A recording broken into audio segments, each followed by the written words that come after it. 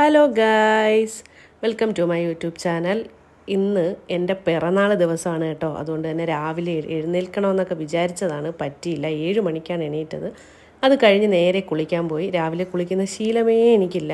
ഇന്ന് രാവിലെ അമ്പലത്തിൽ പോകണമെന്ന് അമ്മ ഇന്നലെ തന്നെ പറഞ്ഞിട്ടുണ്ടായിരുന്നു. പോയില്ലെങ്കിൽ അമ്മ കൊല്ലും. അതുകൊണ്ടാണ് രാവിലെ കുളിക്കാമെന്ന് വെച്ചത്. കുളിച്ച് വിളക്കൊക്കെ കത്തിച്ച് തൊഴുതു. എന്നും വിളക്ക് കത്തിക്കാറുണ്ട് വീട്ടിൽ രാവിലെ. പക്ഷേ അമ്മയാണ് എന്നും കത്തിക്കാറുള്ളത്. ഒറ്റ ദിവസം പോലും ഞാൻ കത്തിക്കാറില്ല, കത്തിച്ചിട്ടും ഇല്ലേ. അത് കഴിഞ്ഞ് അമ്മ നല്ല ചായയൊക്കെ ഇട്ട് വെച്ചിട്ടുണ്ടായിരുന്നു. ചായയൊക്കെ കുടിച്ചു.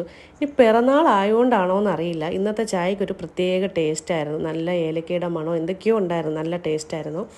അങ്ങനെ കുറേ നേരം എടുത്ത് ചായയൊക്കെ കുടിക്കാൻ. കാരണം ഞാനും അമ്മയും കൂടെ കുറച്ച് നേരം കാര്യമൊക്കെ പറഞ്ഞിരുന്നു.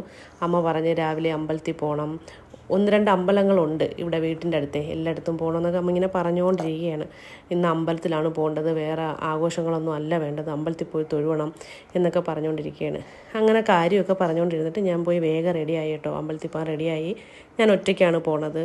വണ്ടി സ്റ്റാർട്ട് ചെയ്തപ്പോഴേക്കും വണ്ടി സ്റ്റാർട്ടാവുന്നില്ല, പേടിച്ച് പോയി. പക്ഷേ സ്റ്റാൻഡ് കിടന്നുകൊണ്ടാണ് വണ്ടി സ്റ്റാർട്ടാവാതിരുന്നത്. കുറച്ച് കഴിയുമ്പോൾ അത് റെഡിയായി. അങ്ങനെ വണ്ടിയൊക്കെ എടുത്ത് നേരെ അമ്പലത്തിലേക്ക് പോയി. നല്ല കയറ്റമുണ്ട് കേട്ടോ. നേരത്തെ അവിടെ നിറച്ച് സ്റ്റെപ്പായിരുന്നു.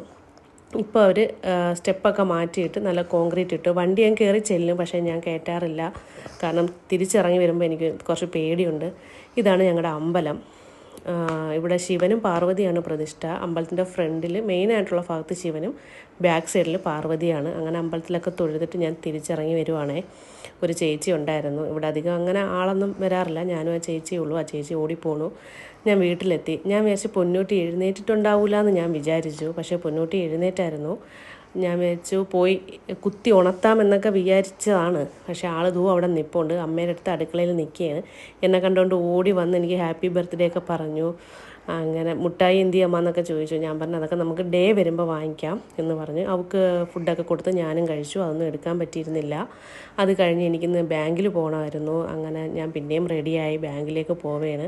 വെഞ്ഞാറമ്മൂട് ഇന്ത്യൻ ബാങ്കിലായിരുന്നു എനിക്ക് പോകേണ്ടിയിരുന്നത്. അവിടെ ചെന്ന് 10-11 മണി കഴിഞ്ഞപ്പോഴേക്കും എൻ്റെ കാര്യങ്ങളൊക്കെ കഴിഞ്ഞു. അത് കഴിഞ്ഞിട്ട് എനിക്ക് കല്ലറ ചേച്ചിയുടെ വീട്ടിലൊന്ന് പോകണം, അവിടുത്തെ ഹോമിയോയിലൊന്ന് പോകണം. പൊന്നൂട്ടിക്ക് പനിയാണെന്ന് ഞാൻ പറഞ്ഞല്ലോ. അവിടെ ചെന്നു. അവിടെ ചെന്നപ്പോഴേക്കും ദേവ അവിടെ ഉണ്ടായിരുന്നു. ടി വിയിൽ ഓൺലൈൻ ക്ലാസ് കാണുവാണ്. കെമിസ്ട്രിയോ മറ്റോ ആണെന്ന് തോന്നുന്നു. സ്കൂളിലൊന്നും പോക്കില്ല ആൾ, പക്ഷേ അവൾ അത്യാവശ്യം പഠിക്കും കേട്ടോ. അവളിപ്പോൾ +2-നാണ്. അപ്പം ഞാൻ വീഡിയോ എടുക്കുന്ന കണ്ടിട്ട് മുഖം പൊത്തി. കാരണം എൻ്റെ അടുത്ത് പറഞ്ഞിട്ടുണ്ട്, ചേച്ചി ഇനി വീഡിയോ എടുക്കാൻ വരുമ്പോൾ പറഞ്ഞിട്ട് വരണേ, എനിക്ക് ഒരുങ്ങിയിരിക്കാനാണെന്നൊക്കെ പറഞ്ഞു. അങ്ങനെ ഞാൻ പിറന്നാളല്ലേ ഐസ്ക്രീം മേടിച്ചുകൊണ്ട് പോയായിരുന്നു. അവൾക്ക് കോൺ ഐസ്ക്രീം ഒത്തിരി ഇഷ്ടമാണ്. അങ്ങനെ അതൊക്കെ കൊടുത്തു. ചേച്ചി അവിടെയൊന്നും കണ്ടില്ല, എന്തോ ജോലിയിലാണെന്ന് തോന്നുന്നു. എപ്പോഴും ജോലിയാണല്ലോ. ചേച്ചി വന്നു.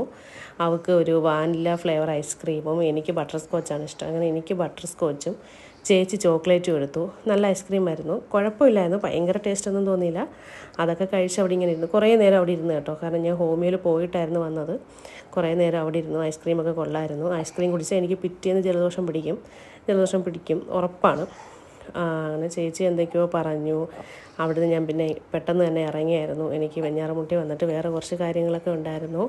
അപ്പോൾ ഇന്ന് ഇത്രേ വീഡിയോ എടുക്കാൻ പറ്റുള്ളൂ. അപ്പോൾ ബൈ.